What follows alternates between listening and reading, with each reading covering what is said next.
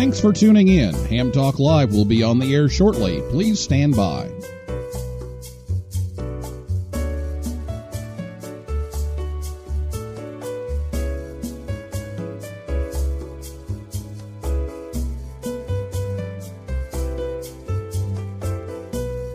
Thanks for tuning in. Ham Talk Live will be on the air shortly. Please stand by. This episode of Ham Talk Live is brought to you by Tower Electronics. For connectors, cables, and more, call 920-435-2973 or visit pl-259.com. And by ICOM. Heard it, worked it, logged it. Visit www.icomamerica.com/amateur for more information about ICOM radios. It's Ham Radio with Neil Rapp. Here we go. Welcome to Ham Talk Live. Call in, let's talk. Neil's your guy. Ham Talk Live. Here we go on Ham Talk Radio.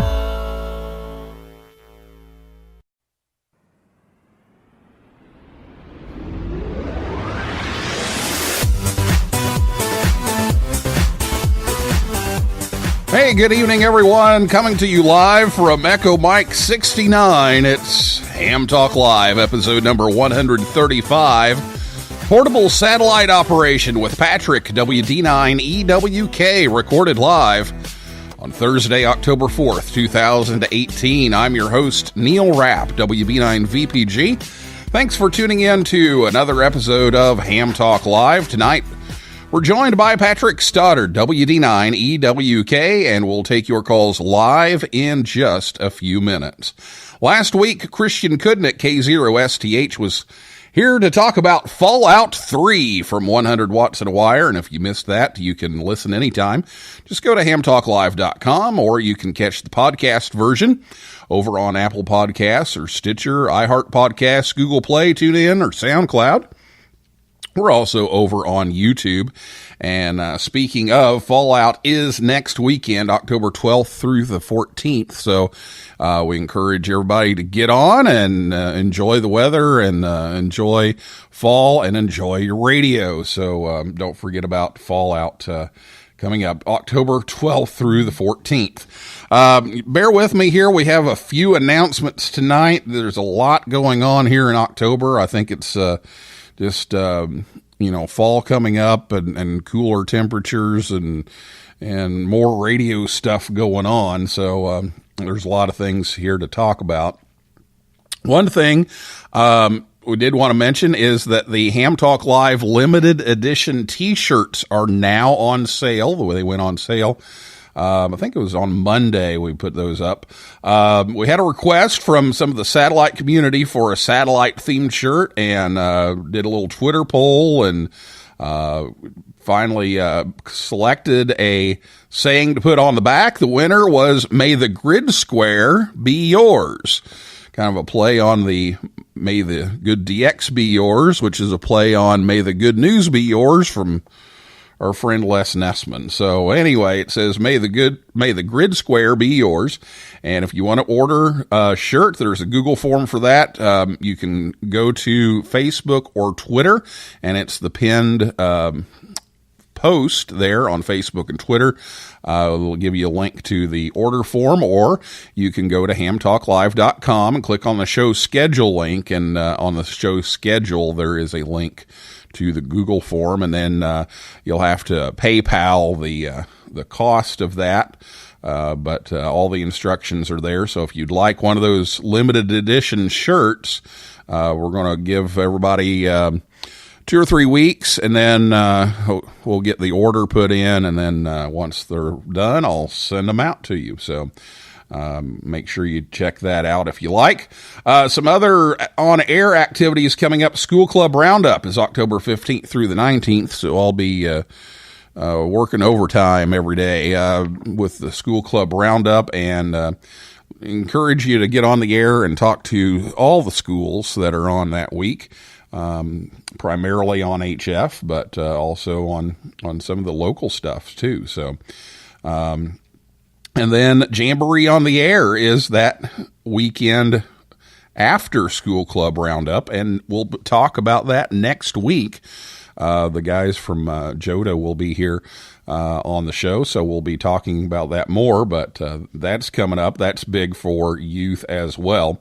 And then the other note, the ARRL Division Director ballots are starting to arrive in the mail, and if you're an ARRL member in the Central, Hudson, New England, Northwestern, or Roanoke divisions, you should be receiving a ballot soon, so be sure you vote. And the ballots are due back to Newington by November 16th. So please watch your mail for your ballot. If you don't receive one, make sure you let ARRL staff know. Otherwise, they're just going to assume you received it, and they won't know that anything is wrong. And so that, you need to let them know if that does happen. So get your questions ready to go, and after the interview, you can give us a call. I'll go ahead and give you the phone number so you can write it down. It's 812-NET-HAM1, 812-638-4261. Or you can Skype us. We're Ham Talk Live on Skype, or you can tweet us on Twitter at Ham Talk Live. And we're going to talk to Patrick for a little bit, tell a few stories, and then we'll take a break, and then we'll come back and take your calls. So we'll get Patrick on the line here and be back after this word from Tower Electronics right here on Ham Talk Live. Hey, honey, have you seen the PL259s anywhere? No, I haven't. Come on, kids. Let's go. There's just one place to go for all of your connector needs. Tower Electronics. Tower Electronics. Tower Electronics. A giant warehouse of connectors and adapters for every occasion. Thousands to choose from in every shape, size, and color. And they have antennas, soldering supplies, cables, meters, and more. Where do you go if you want to buy a connector at a fraction of retail cost? Tower Electronics. Tower Electronics. Tower Electronics. And this weekend only, take advantage of our special liquidation sale. Buy 9 solder-type PL259s, get the 10th one for just 1 penny. They make great Christmas presents. And what better way to say I love you than with the gift of a PL259? Tower Electronics. Tower Electronics. Tower Electronics. Hi, I'm Scott Cole, KB9AMM, president of Tower Electronics. I like the company so much that I bought it. Tower Electronics, coming to a Hamfest near you, or online at pl-259.com. And we're in the yellow pages under Amateur Radio Connectors. My, wherever did you get that lovely PL259? Tower Electronics, pl-259.com, or call 920-435-2973. Do we sell PL259 connectors? Sorry for the delay. Your host, Neil Rapp, is reading a book on anti-gravity, and he just can't put it down. Now, here's more Ham Talk Live.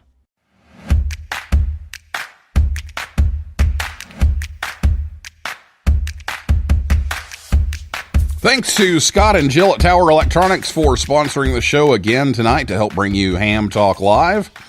Coming up this weekend, it's Belton, Texas. That's tomorrow and Saturday. And then October 20th, Greenville, Tennessee, and October 27th in LaGrange, Georgia. But they're always at pl-259.com. So check that out. Well, our guest tonight is Patrick Stoddard, WD9EWK and VA7EWK. He's operated all sorts of modes on HF, sideband, CW, PSK31, RIDI, Amtor, Pactor, HF packet, 10-meter FM, you name it. And also VHF and UHF, some sideband even, and of course FM, and operating through amateur radio satellites and the International Space Station.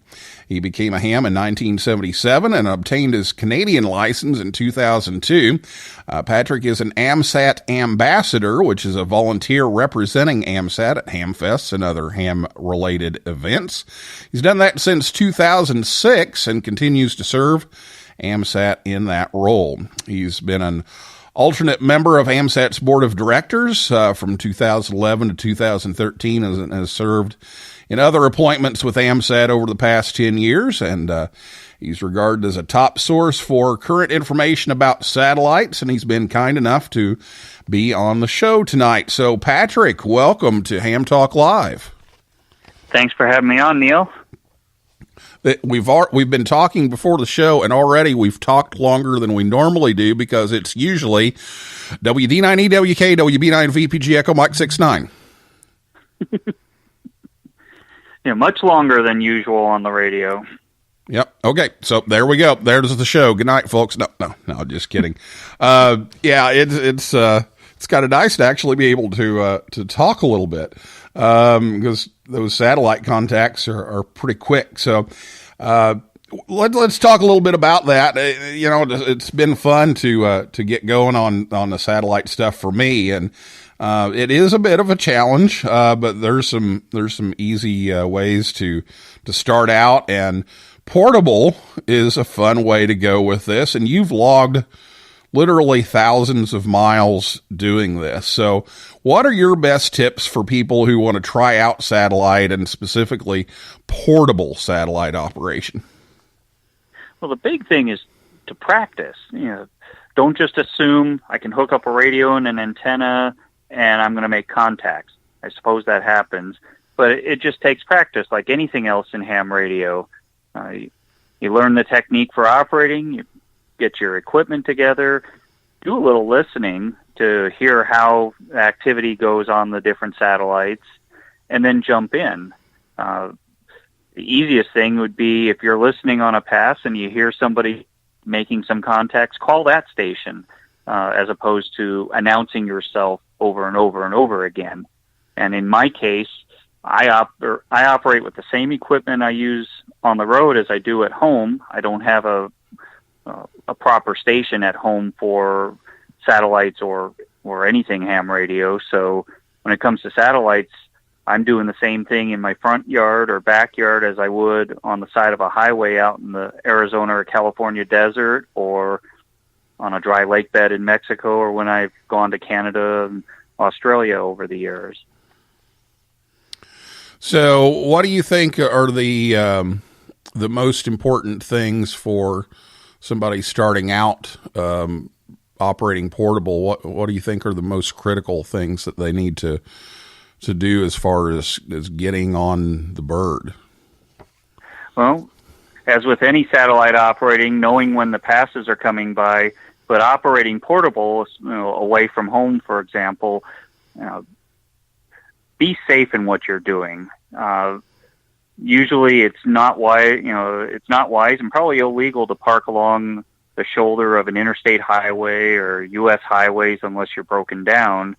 So, find a safe spot to operate, even if that means you're not going to be on the prime grid boundary or four-grid intersection. Be safe. You don't want to cause yourself problems with the authorities. You don't want other people to run into problems because of where you've set up to operate. Out here in the West, there's a lot of desert, but not all desert is, free and open for operating. Federal lands, state lands, tribal lands, private property. Everybody takes their property seriously. So, find a safe spot. Atlases were good, and now Google Maps really helps in trying to pinpoint good places to go, and of course have a good view to the sky wherever you go to operate. All right. Well, you mentioned the authorities, and we've already had a little fun with this before the show tonight, but you've had a couple of questionable looks, we'll say, from some law enforcement while you've been operating. So these are some good stories. So tell us about your adventures with NSA. Oh, of course you'd ask about that. In 2014, AMSAT had its annual symposium in Baltimore at a hotel next to BWI Airport, which happened to be in an office park area called Friendship Annex. Friendship Annex is the annex for the NSA, the National Security Agency.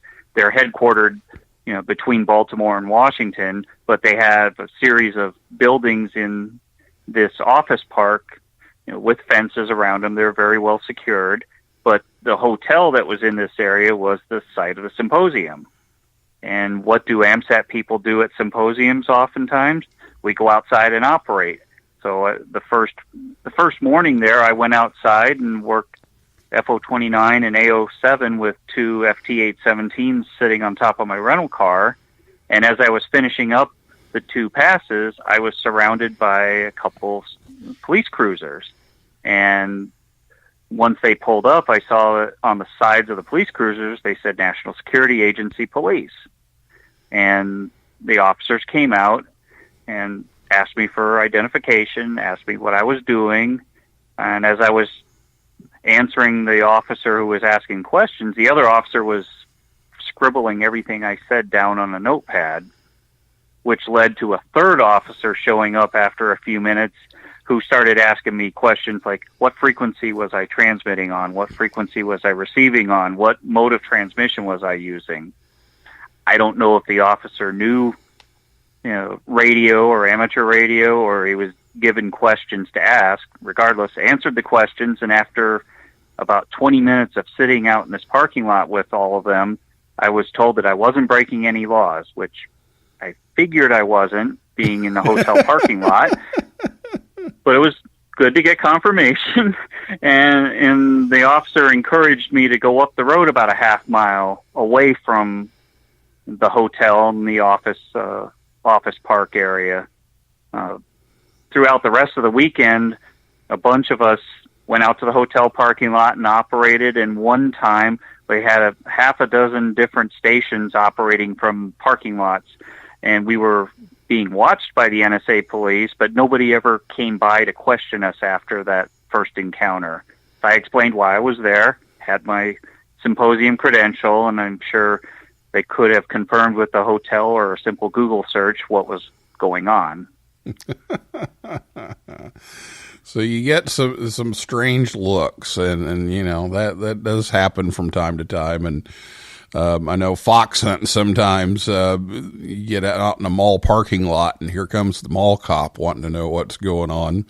So not NSA though. So you've got me beat on that one. But this isn't the only time this has happened, Patrick. Well, I've had encounters with local police, municipal police, county sheriffs, state police. Here in Arizona, if I'm near the Mexican border, Border Patrol almost always stops by.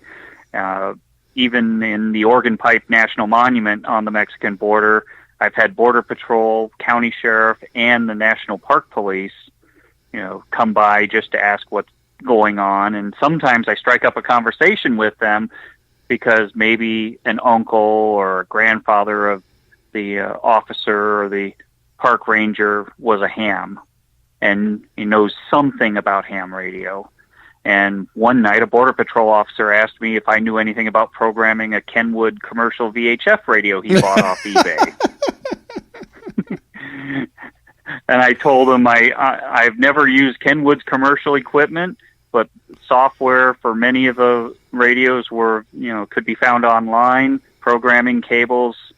You'd either build one or also find them on eBay, and he was happy that I could at least point him back to, online to find answers to what he was looking for. Oh my goodness. Well, one of the things that I mentioned, was the whole Wimplota thing, and we really didn't get too many crazy looks that I heard about, at least from Wimplota. But I figured that would have been a prime opportunity for it. It could have. For me, I was only at, a Walmart store.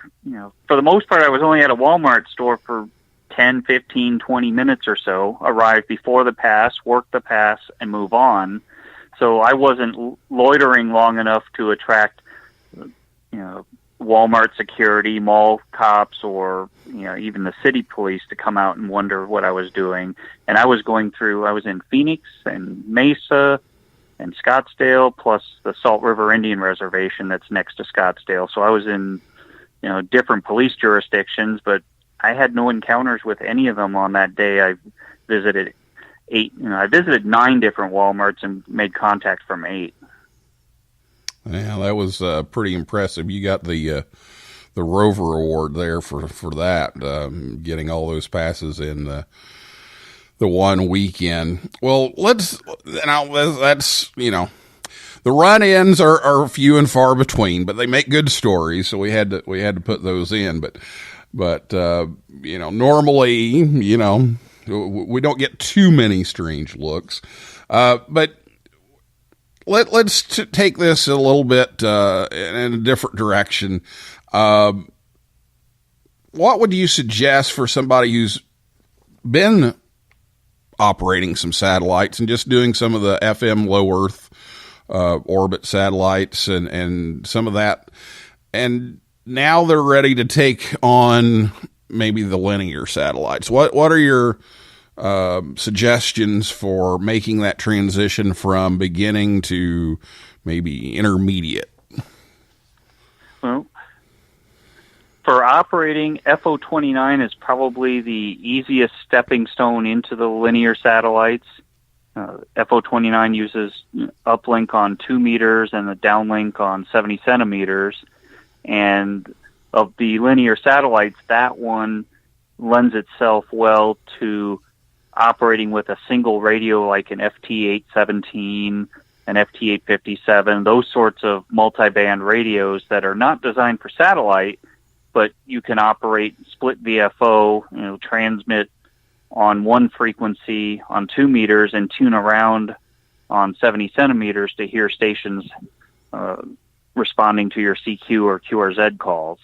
From there, it usually involves getting a second radio as a downlink receiver to really do well on the other satellites where the uplink is on 70 centimeters and the downlink's on 2 meters, which could be another radio like an FT-817, an all-mode receiver.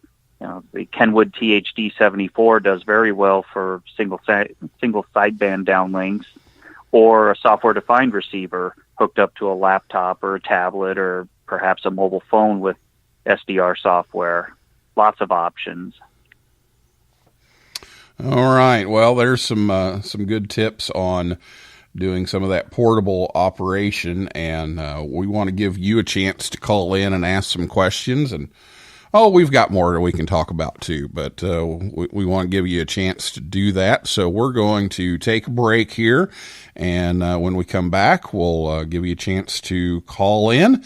The phone number is 812-638-4261, 812-NET-HAM1, and we'll take your questions with Patrick right after this word from ICOM America right here on Ham Talk Live. Heard it, worked it, logged it. It's time to get the transceiver that is best suited for your lifestyle. ICOM offers a variety of high-performance and innovative products. See how you can make the most out of contest season with one of these transceivers. First, the ICOM IC7851, the competitive edge you've been looking for. Raise the bar and hear what others cannot with this flagship HF and 50 megahertz transceiver. It has reciprocal mixing dynamic range, crystal clear LO design, a spectrum scope, dual receivers, and digital voice recorder. The ICOM IC7610 is the SDR every ham wants, and just in time for contesting season. This high-performance SDR has the ability to pick out the faintest of signals, even in the presence of stronger adjacent ones. The new ICOM IC7610 is a direct sampling, software-defined radio that will change the world's definition of an SDR transceiver. Featuring RF direct sampling system, 110 dB RMDR, independent dual receiver, and dual Digicel. And then the ICOM IC7300 is changing the way entry-level HF is designed. This high-performance, innovative HF transceiver with a compact design will far exceed your expectations. With RF direct sampling, 15 discrete bandpass filters, a large 4.3-inch color touchscreen, real-time spectrum scope, and an SD memory card slot. Be sure to visit ICOMAmerica.com/amateur for more information on ICOM radios. Join the conversation. Call us on voice with Skype at Ham Talk Live or give us a call at 812-NET-HAM1. That's 812-638-4261. Now, here's more Ham Talk Live. Ham Talk Live with Neil Rapp. Hey, baby, I'd love to be in your grid square.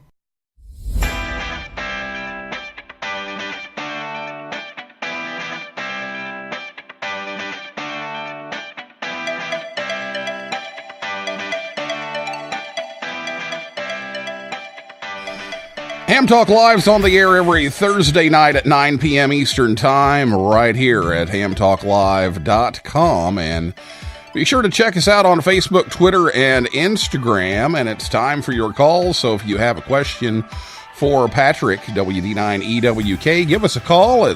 Number is 812-NET-HAM1, 812-638-4261. Or you can give us a call here on Skype at Ham Talk Live.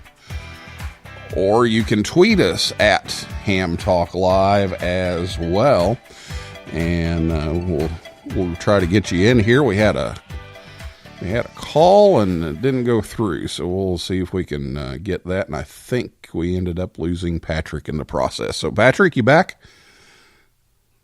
Okay. Very good. Yeah. Oh, he had a call come in, and then all of a sudden it failed. So, okay. All right. Very good. All right. We'll get you turned back on here, and so everybody can hear you.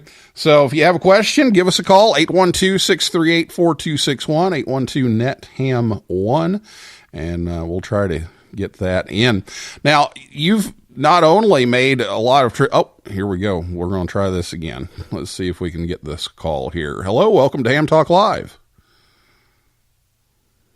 Hello? Hello, this is RJ, WI7AA. I had a question for Patrick. Oh, very good. RJ, good evening. Patrick? Hi, RJ. Hey, Patrick. Hello, RJ. I'm doing all right. Go ahead, RJ, and ask your question.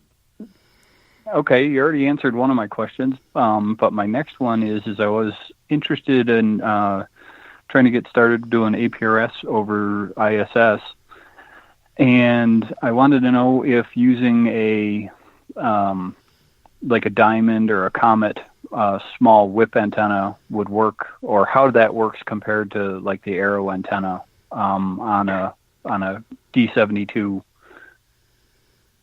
A directional antenna like an arrow or an elk would do better to make best use of the 5 watts from your radio, but if you're using a mobile whip, you probably would want something closer to a quarter wave whip than one with lots of gain.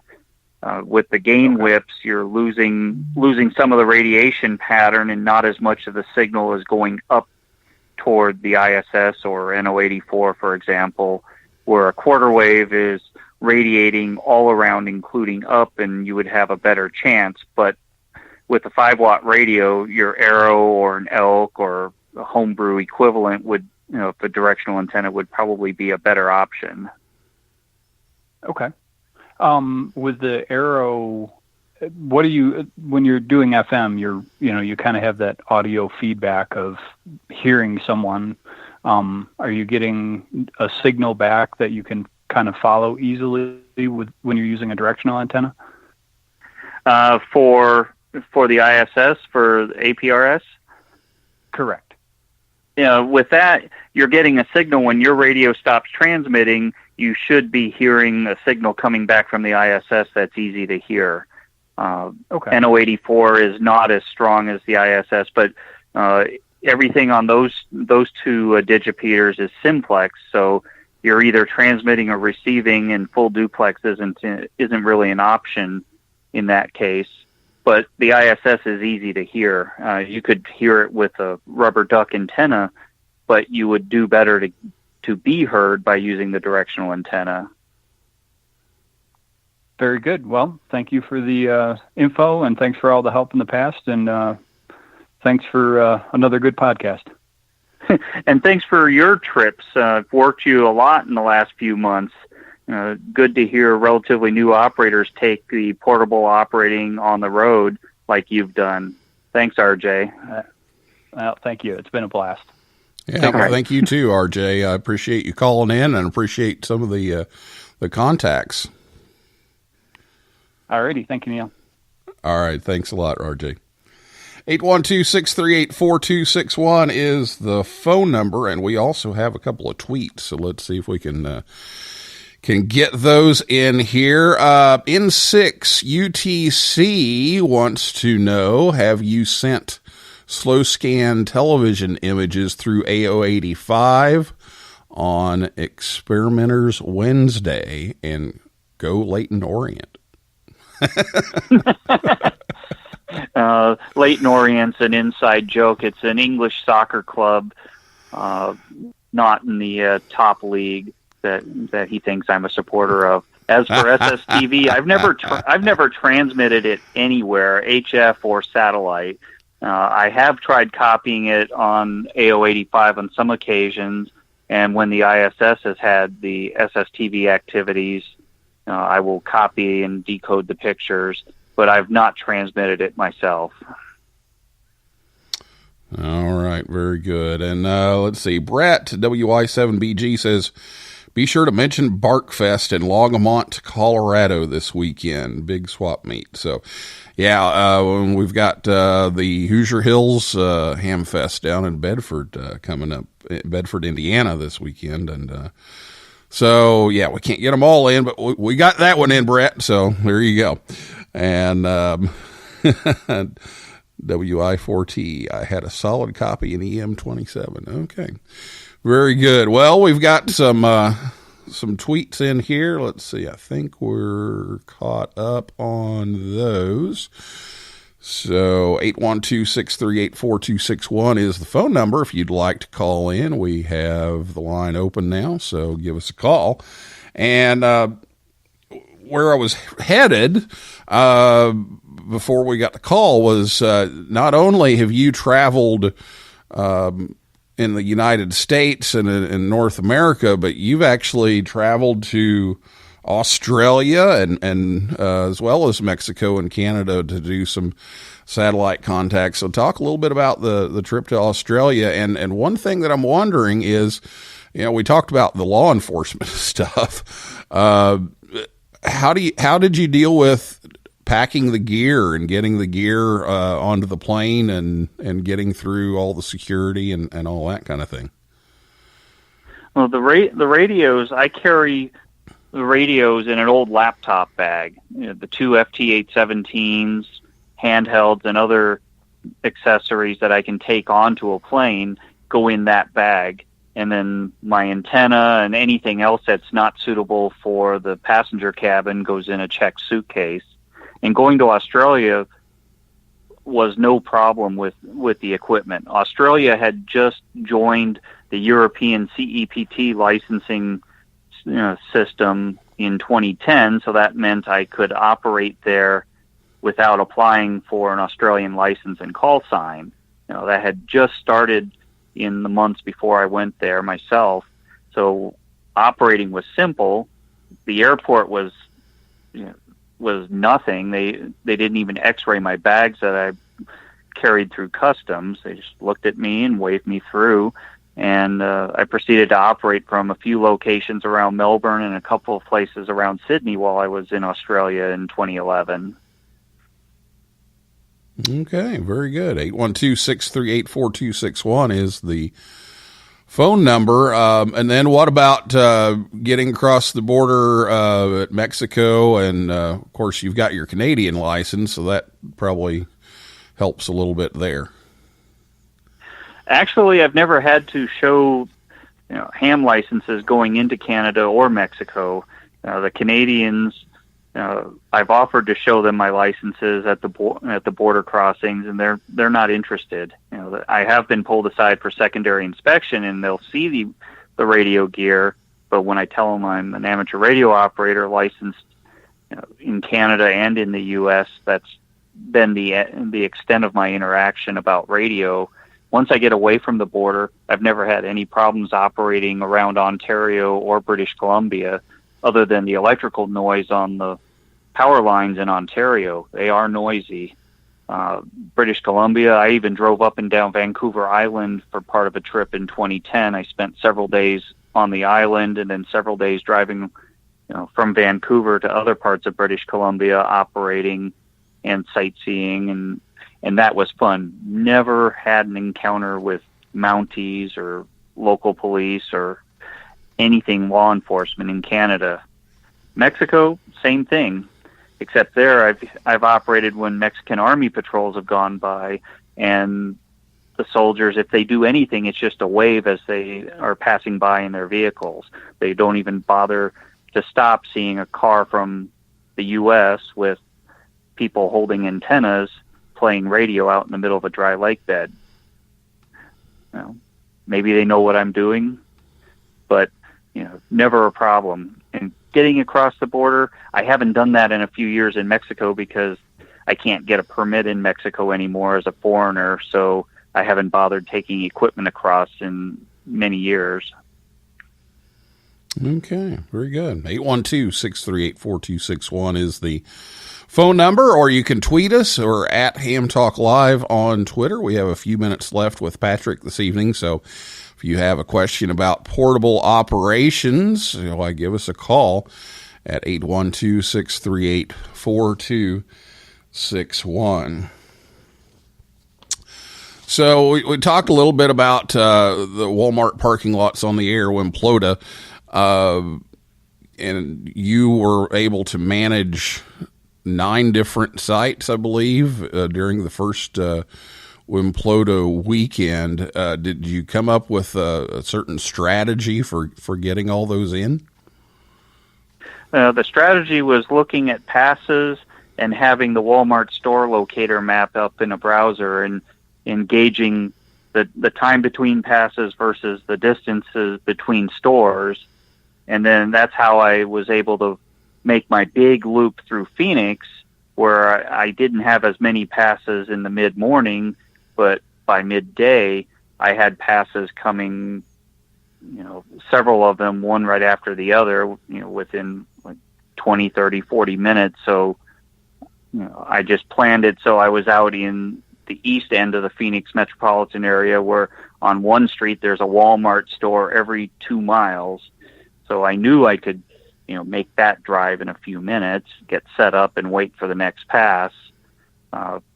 And I just ran out of stations to work on the 9th pass. It was a very low pass in Phoenix, and only Californians would have been in the footprint, except nobody was there. Otherwise, I would have had 9 contacts from 9 different stores that morning and afternoon. But it was fun. It was roving like I've done around the desert or in California, Nevada, New Mexico, except I'm doing it within metropolitan Phoenix. Same ideas, just going much more rapidly between spots instead of spending a couple of hours in any one place.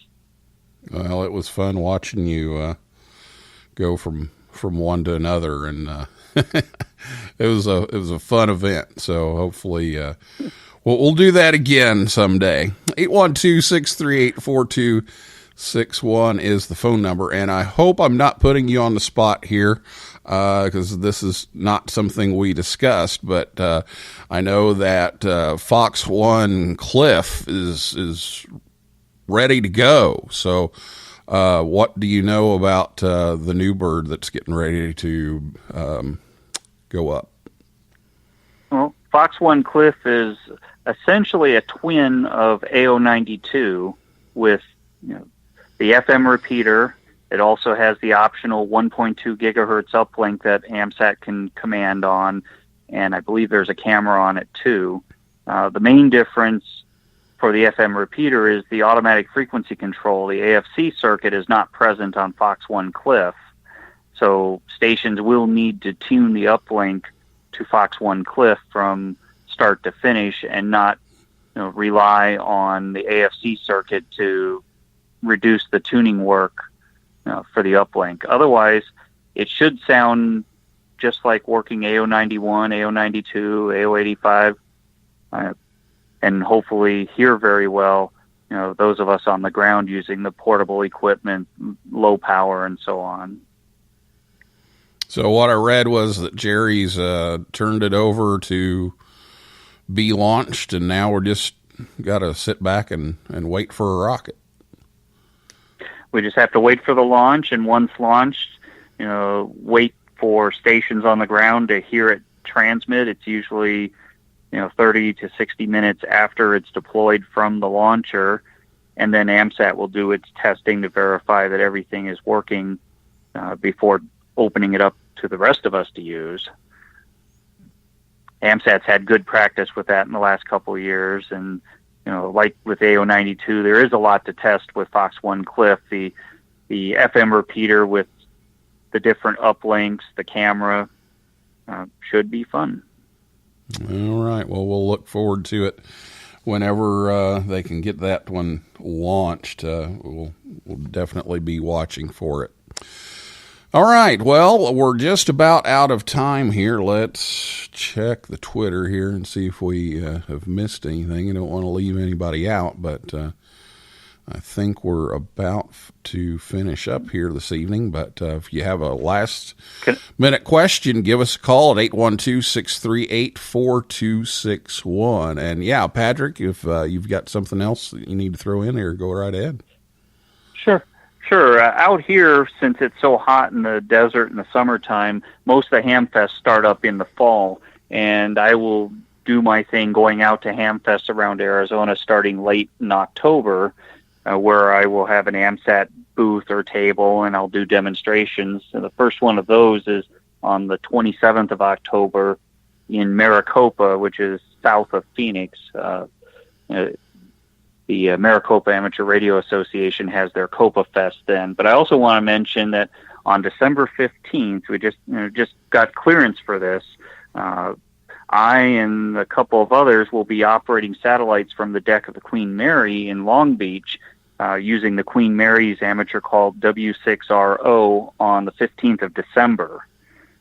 We'll be operating FM, single sideband. If the packet digipeaters are available, we'll be making contacts through the ISS or NO84 or FalconSat 3 using the W6RO call. Long Beach is in grid DM03, which isn't terribly rare, but W6RO hasn't been on satellites very much for a long time. And this will be an all portable operation out on one of the decks on that Saturday. Good. Very good. That one of my favorite QSL cards from when I was a kid was from them. Got them on HF, and it was a pretty impressive card at the time. So I'm well familiar with the Queen Mary out there. So congratulations on getting that squared away, and look forward to hearing you from out there. And hope to hear you and others too. I operated from the Queen Mary's wireless room when they still had the satellite equipment installed in 2016, was it? Made 3 contacts on a single AO7 pass, but this is intended to be a day-long activity on that Saturday, working whatever passes are available in the different modes, all done portable, and with thanks to the Associated Radio Amateurs of Long Beach, who operate the radio room on the Queen Mary, and the Queen Mary management for allowing this to happen. Yeah, always nice to have those opportunities, and great to hear about that one coming up on December 15th, correct? That's correct. Okay, very good.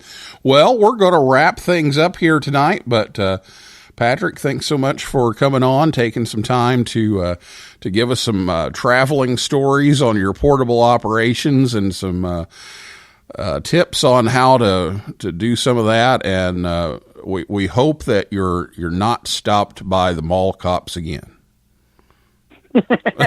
That's probably wishful thinking, but thanks. All right. Well, that's a wrap for this week's edition of Ham Talk Live. Thanks to Patrick Stoddard, WD9EWK, and everybody out there in cyberspace for listening and calling in, and invite you back next Thursday night at 9 p.m. Eastern Time.